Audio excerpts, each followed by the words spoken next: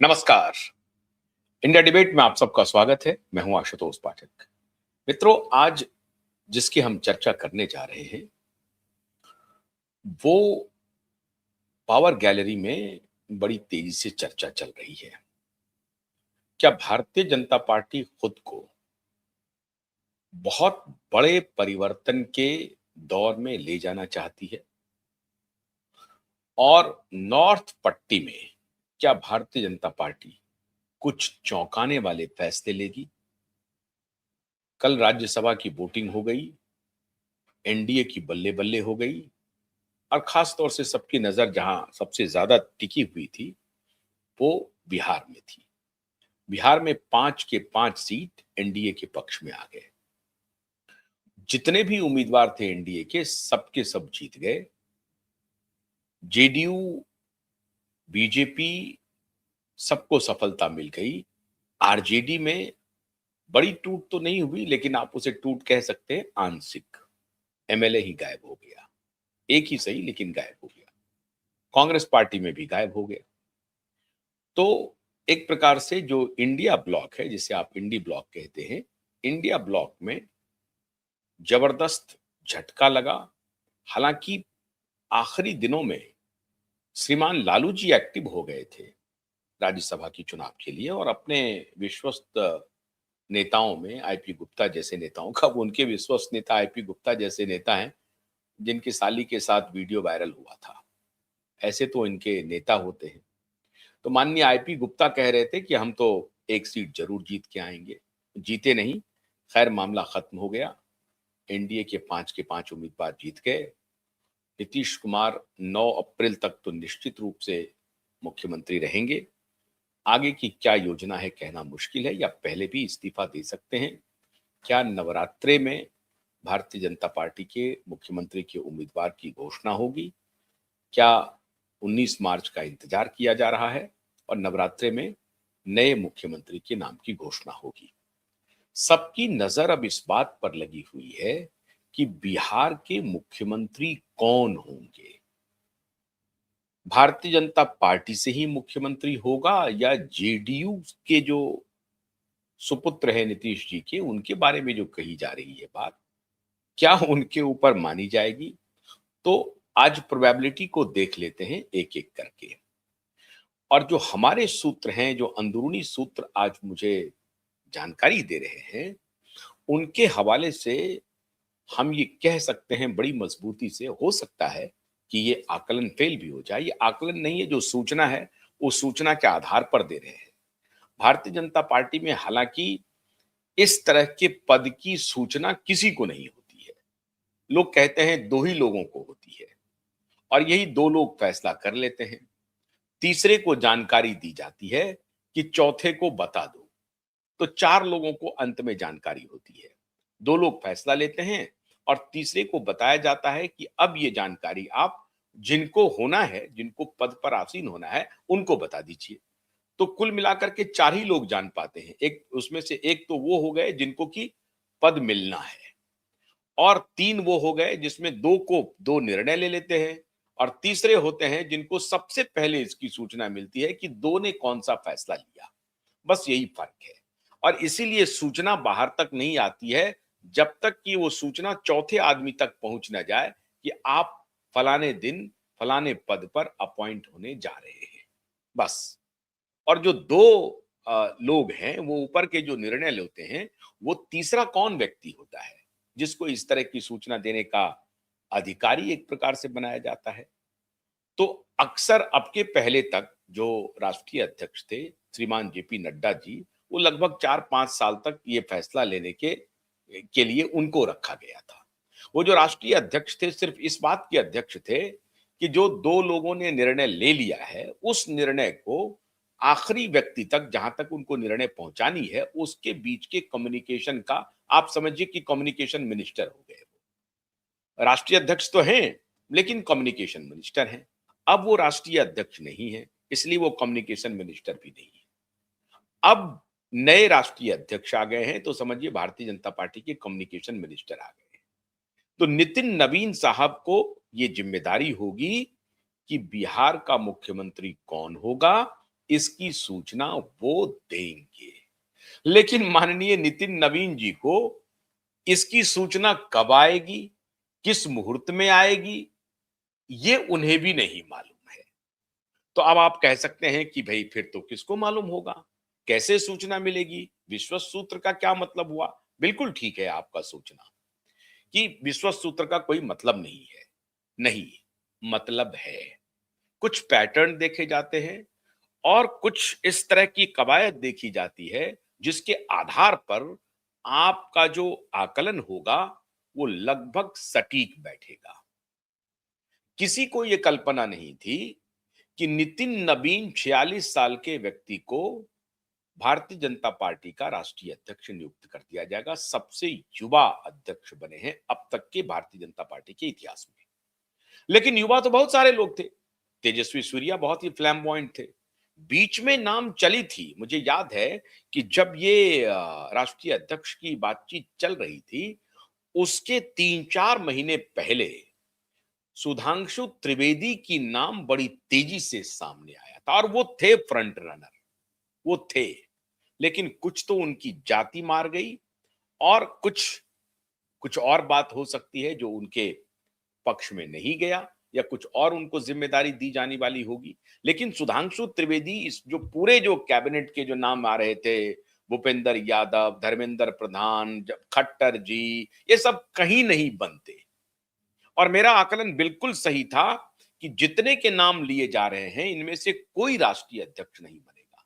विनोद तावड़े भी अपना कुर्ता पैजामा सिला करके चल रहे थे, वो भी नहीं बनेंगे। बीच में एक नया नाम आया था, बड़ी तेजी से आया था और पावर गैलरी में उसकी चर्चा शुरू हो गई थी कि सुधांशु त्रिवेदी के ऊपर मोहर लगने वाली थी।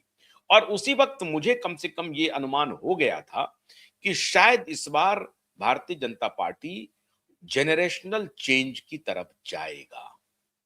निश्चित रूप से जाएगा कि जनरेशन चेंज करना चाहती है बीजेपी। क्यों? क्योंकि जो युवा भारत है, जिसमें 28 वर्ष की आबादी वाले, 35 वर्ष की आबादी वाले की संख्या 90% के आसपास पहुंच गई है, 80 से 90%, 35 वर्ष के नीचे की आयु वाली। 70%, 75% तो है, ये बहुतायत में है उसकी आबादी।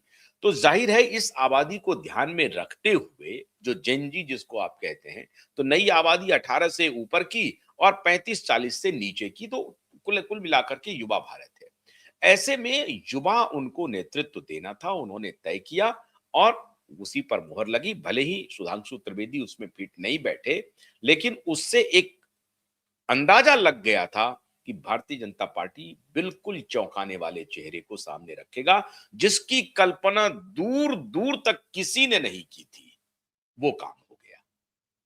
अब अब ये सिर्फ आधार में नहीं दे रहा हूं, जो चर्चाएं चल रही हैं, वो चर्चाएं ये हैं मित्रों, बड़ी और ब्रेकिंग खबर मैं आपको दे रहा हूं। भारतीय जनता पार्टी के जितने नाम चल रहे हैं बिहार में मुख्यमंत्री को लेकर के, एक बात तो तय मानिए, मुख्यमंत्री भारतीय जनता पार्टी का होगा। जो नेता ये कह रहे हैं कि जेडीयू के निशांत कुमार को बना दीजिए या जो भी कह रहे हैं, वो अपना विश लिस्ट कह रहे हैं, उनकी इच्छा है, वो पार्टी में हैं, तो वो बोलेंगे ही, बोलना उनकी मजबूरी भी है, बोलना चाहिए भी। ये राजनीतिक मजबूरी कहती है, उनको बोलना चाहिए भी और उनकी लॉयल्टी भी है। वो अपने पार्टी के प्रति लॉयल हैं, अपने नेता के प्रति लॉयल हैं, तो ये उनके लिए जरूरी है, वो बोलते भी होंगे। लेकिन जेडीयू से कोई मुख्यमंत्री नहीं होगा, नंबर 1। नंबर 2, जो कोई भी डिप्टी चीफ मिनिस्टर हैं, वो मुख्यमंत्री नहीं होंगे। अब डिप्टी चीफ मिनिस्टर कौन है? विजय सिन्हा जी हैं, सम्राट चौधरी जी हैं।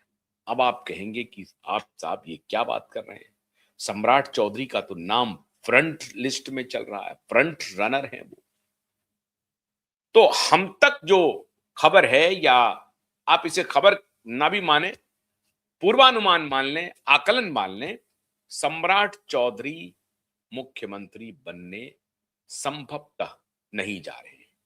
वैसे कैलकुलेशन के हिसाब से, हर दृष्टिकोण से सम्राट चौधरी फिट बैठते हैं। सम्राट चौधरी की सभा में जब तारापुर गए थे, तो स्वयं गृह मंत्री ने कहा था कि आप इन्हें पटना भेजिए, हम इन्हें आप जितनी कल्पना नहीं कर सकते हैं उससे भी बड़ी जिम्मेदारी देने वाले हैं।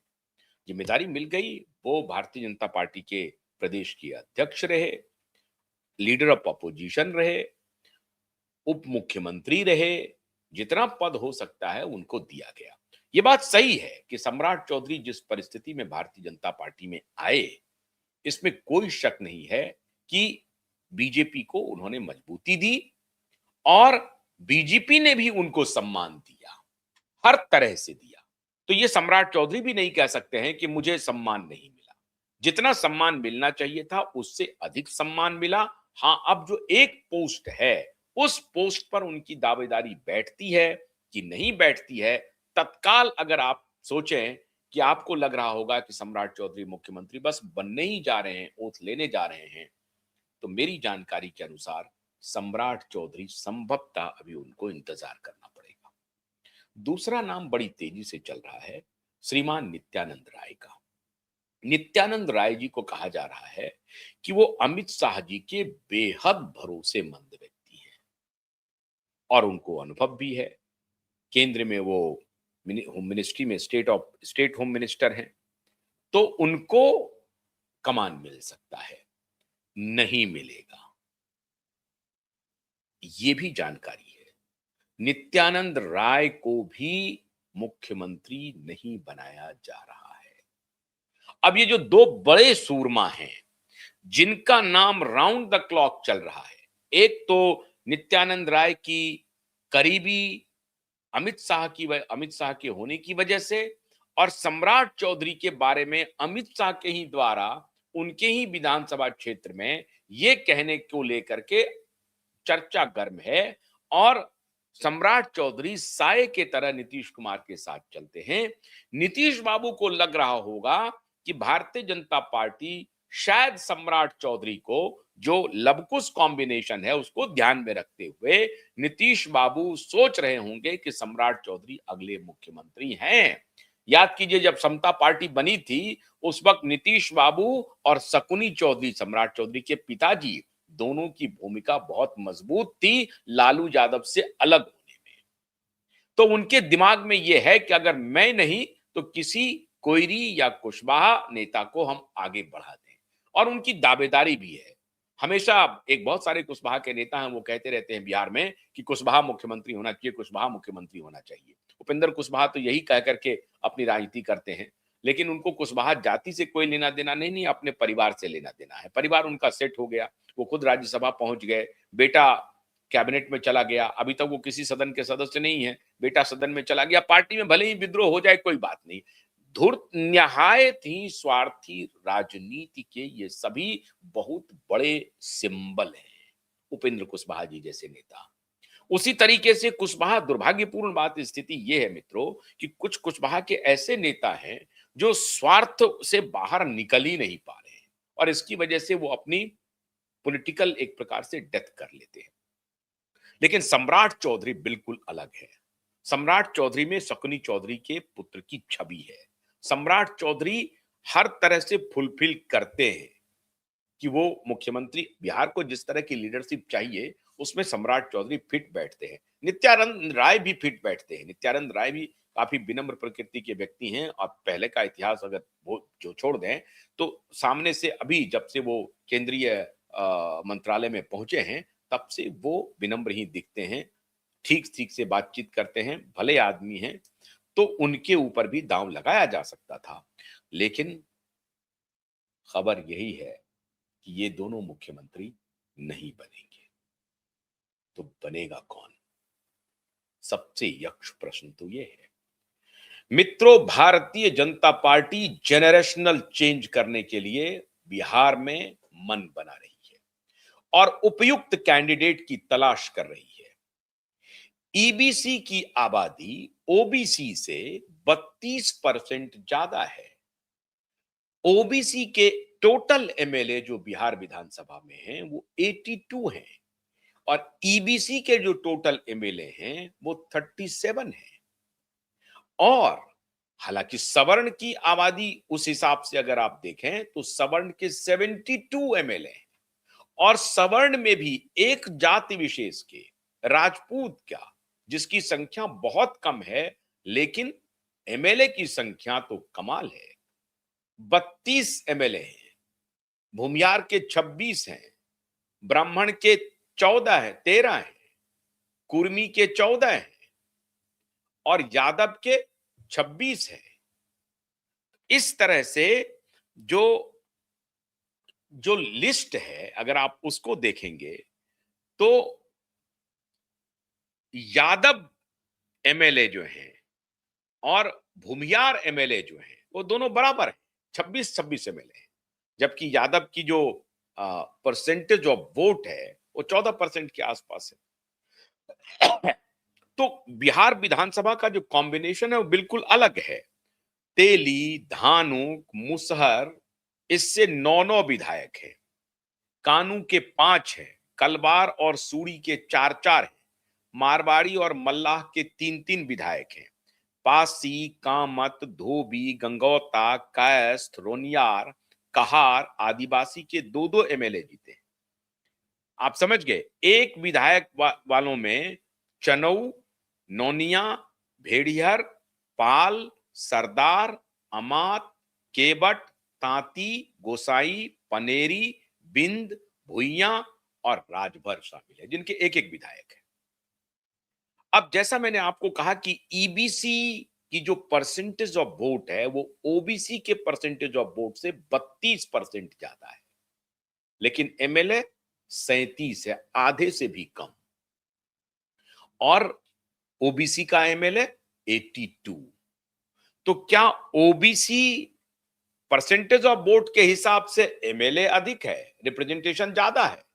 सवर्ण में भी परसेंटेज ऑफ वोट के हिसाब से रिप्रेजेंटेशन ज्यादा है, लेकिन ईबीसी में परसेंटेज ऑफ वोट अधिक है लेकिन रिप्रेजेंटेशन कम है। ईबीसी के साथ दिक्कत यह है कि ईबीसी बंच ऑफ जातियों से बनता है, किसी एक जाति विशेष का अपना जो आधार है उसमें दुसाध और एक और जाति है, वो दोनों जाति मिल करके उनका जो आंकड़ा बनता है वो लगभग दुसाध और रविदास 5.31 और रविदास 5.225, जो अभी का जो सेंसस के हिसाब से जो है, जो आंकड़े अवेलेबल हैं उसके हिसाब से मैं बोल रहा हूं। दुसाध का परसेंटेज ऑफ वोट 5.31 है और रविदास का परसेंटेज ऑफ वोट 5.25 है। अब और ये जाति ईबीसी में शामिल है, ओबीसी में शामिल नहीं है, एक्सट्रीम बैकवर्ड कास्ट में शामिल है। अब ईबीसी में ये जो दो जाति है, दुसाध और रविदास, इन दोनों जातियों को अगर आप जोड़ दें तो 11% आबादी हो जाती है दो जातियों से। तो क्या ईबीसी में किसी दुसाध कैंडिडेट को मुख्यमंत्री बनाएगा या रविदास को मुख्यमंत्री बनाएगा? और बाकी जो जातियां हैं, तेली 2.81 है, धानुक 2.13 है, मुसहर 3.07 है, कानू 2.21 है और जिसमें कलवार, सूरी, मारवाड़ी, मल्लाह 0.83 है, पासी 0.98 है, कामत का अभी भी स्पष्ट नहीं है, गंगोता 0.49 है, आदिवासी 1.68 है, धोबी 2.6 है, कायस्थ 0.6 है और कहार 1 कायस्थ इसमें ईबीसी में नहीं है, कहार 1.64 है, चनौ 0.04 है, नौनिया 1.91 है, भेड़िहर पाल 0.27 है। अब ये सारी जातियां ईबीसी में है और जब ये सारी इंक्लूड होती है तो ये आंकड़ा बहुत बड़ा हो जाता है। तो क्या Bharatiya Janata party EBC community से किसी को मुख्यमंत्री का चेहरा बनाने जा रही है? बहुत हद तक, बहुत हद तक मुमकिन है कि ईबीसी से कोई चेहरा बीजेपी दे। हालांकि रामनाथ ठाकुर पर दांव लगाया जा सकता था, लेकिन रामनाथ ठाकुर को राज्यसभा सीट मिल गया और कैबिनेट में उनको मंत्रालय दे दिया गया।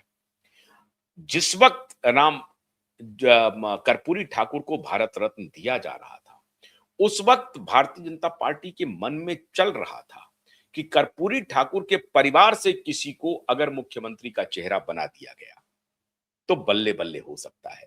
लेकिन उस वक्त इलेक्शन के पहले हड़बड़ी में ये इतनी दूरगामी रणनीति बीजेपी नहीं बना सकी। तो बीजेपी ने इलेक्शन पूर्व की जो रणनीति थी, इलेक्शन प्री इलेक्शन की जो रणनीति थी, उसके हिसाब से उन्होंने कर्पूरी ठाकर को तो दिया भारत रत्न और पुत्र को अकोमोडेट किया और अभी रामनाथ ठाकुर को राज्यसभा भी भेज दिया उन्होंने। ऐसी परिस्थिति में अन्यथा रामनाथ ठाकुर एक सुलझे हुए व्यक्ति हैं, पढ़े लिखे व्यक्ति हैं, कर्पूरी ठाकुर की थाती को आगे बढ़ा सकते थे, उनका नाम मुख्यमंत्री के लिए चलाया जा सकता था। अभी भी कुछ नहीं कह सकते हैं कि हो सकता है रामनाथ ठाकुर मुख्यमंत्री बन जाए, कुछ नहीं कहा जा सकता है। लेकिन ये बात तय मान करके चलिए कि भारतीय जनता पार्टी वो मास्टर स्ट्रोक बिहार में खेलने जा रही है जिसकी आप कल्पना नहीं कर सकते और कोई असंतुष्ट नहीं होगा। जो जो कोई भी ये सोचेंगे, अगर सम्राट चौधरी सोचेंगे या नित्यानंद राय सोचेंगे, साहब उनको उनकी औकात से जितना ज्यादा हो सकता है बीजेपी ने दिया है और उनकी भूमिका अभी रहेगी। वो क्लोज कॉन्फिडेंट है अमित शाह के भी और मोदी के भी। तो ऐसा नहीं है कि सम्राट चौधरी हाशिए पर चले जाएंगे, बिल्कुल नहीं, उनके लिए कुछ और भी सोच रहे होंगे वो। लेकिन ऐसा हो सकता है कि सम्राट चौधरी को इस बार चांस ना मिले। इस बार भारतीय जनता पार्टी प्रयोग करना चाहती है और जो ईबीसी का जो वोट बैंक है, जो वोट बैंक नीतीश जी का है, नीतीश जी के वोट बैंक में भारतीय जनता पार्टी सेंधमारी करना चाहती है। लब्बो लुआब मित्रों ये है, उनकी नजर उनके ऊपर है। बाकी तो उनके साथ रहेंगे ही, भाजपा के साथ उनकी नजर उस पर है कि ईबीसी बोर्ड को कैसे कंसोलिडेट किया जाए और जिस पर कि जेडीयू की पकड़ है नीतीश कुमार के रूप में, जेडीयू के अन्य नेताओं की तो नहीं लेकिन नीतीश कुमार की छवि ईबीसी में अच्छी खासी बनी हुई है और महिलाओं में। तो क्या भारतीय जनता पार्टी महिला उम्मीदवार दे सकती है मुख्यमंत्री के रूप में? दे सकती है, बिल्कुल दे सकती है। दिल्ली में बड़े बड़े नेताओं के नाम चल रहे थे साहब। जिस मुख्यमंत्री को बनाया गया है दूर दूर तक चर्चा में नहीं थी, लेकिन 11th आवर में उनका नाम उन चर्चा में आ गया। दूर दूर तक चर्चा में नहीं थी, लेकिन दिल्ली में उन्होंने महिला मुख्यमंत्री दे दिया। क्यों? क्योंकि महिला मुख्यमंत्री रिप्लेस कर रही थी महिला मुख्यमंत्री को। क्योंकि केजरीवाल के हटने के बाद आतिशी मरलेना आम आदमी पार्टी की नेता थी जो दिल्ली की मुख्यमंत्री थी, तो उन्होंने उनको हटा करके महिला मुख्यमंत्री को दिया। और बिहार में महिला वोट को भारतीय जनता पार्टी अपने तरफ लाने में काफी हद तक कोशिश करेगी कि नीतीश के जाने के बाद नीतीश का जो बोनांजा है वो बीजेपी अपने तरफ करे और उसमें बहुत कुछ सफलता मिल सकती है क्योंकि नरेंद्र मोदी का महिला स्कीम बहुत पावरफुल है साहब।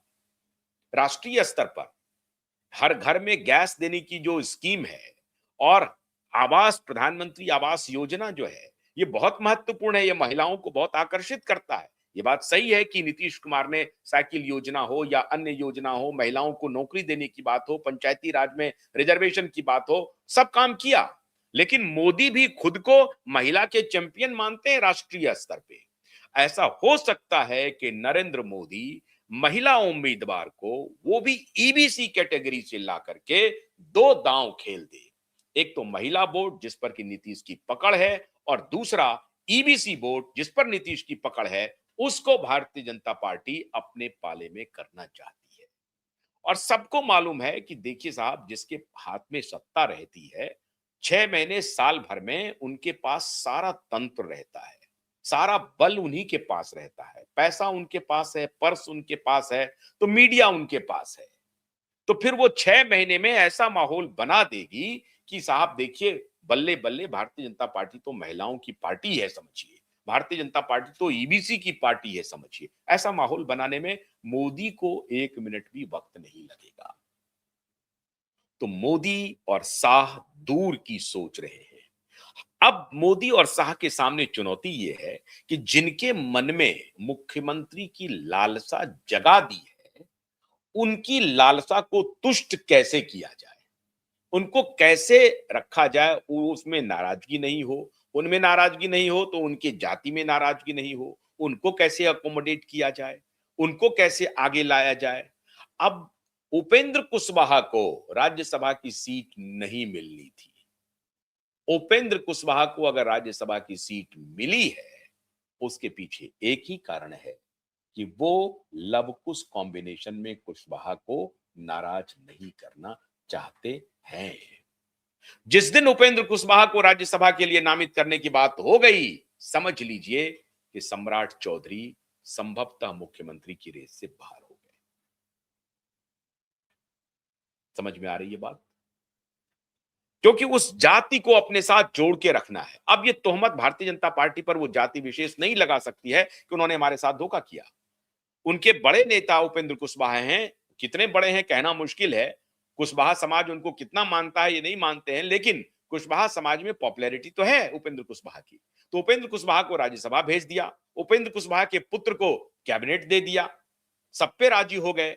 और सम्राट चौधरी डिप्टी चीफ मिनिस्टर हैं। सम्राट चौधरी भारतीय जनता पार्टी के राज्य के अध्यक्ष रह चुके हैं, लीडर ऑफ अपोजिशन रह चुके हैं, हर पद पे रह चुके हैं, एक ही पद बाकी बचता है। अब इसके लिए मनाने की कवायद भारतीय जनता पार्टी की तरफ से शुरू होगी। लेकिन एक बात मान के चलिए कि ये जो दो वोट है, महिला और ईबीसी, इस पर नजर है। बाकी तो सवर्ण उनके साथ है ही है, मजबूरी में कहिए, क्योंकि सवर्ण के पास कोई रास्ता नहीं है, उधर खाई है, वो आरजेडी के साथ जा नहीं सकते, कांग्रेस उतनी मजबूत है नहीं। तो ऐसी परिस्थिति में भारतीय जनता पार्टी को लगता है कि जेडीयू और बीजेपी का जो कॉम्बिनेशन है, सवर्ण को उन्हीं के साथ रहना है। तो ये जो दो वोट है, बैंक है, ईबीसी और महिला, उसको लेकर के भारतीय जनता पार्टी के मन में गहरा बहुत गहरी प्लानिंग चल रही है। आप चौंकिएगा नहीं, अगर कोई महिला मुख्यमंत्री बिहार को मिल जाए और कोई ईबीसी मुख्यमंत्री बिहार को मिल जाए तो आप बिल्कुल मत चौंकिएगा। बहुत तेजी से भेजा फ्राई हो रहा है दिल्ली के पावर कॉरिडोर में बिहार को लेकर के। बिहार भारतीय जनता पार्टी के एक प्रकार से समझिए लेबोरेटरी, नई लेबोरेटरी बनने वाली है और ये 46 साल बाद बनेगी। तो नई लेबोरेटरी में नए प्रयोग किए जाएंगे, फेल और पास देखा जाएगा। बहुत बहुत शुक्रिया, नमस्कार।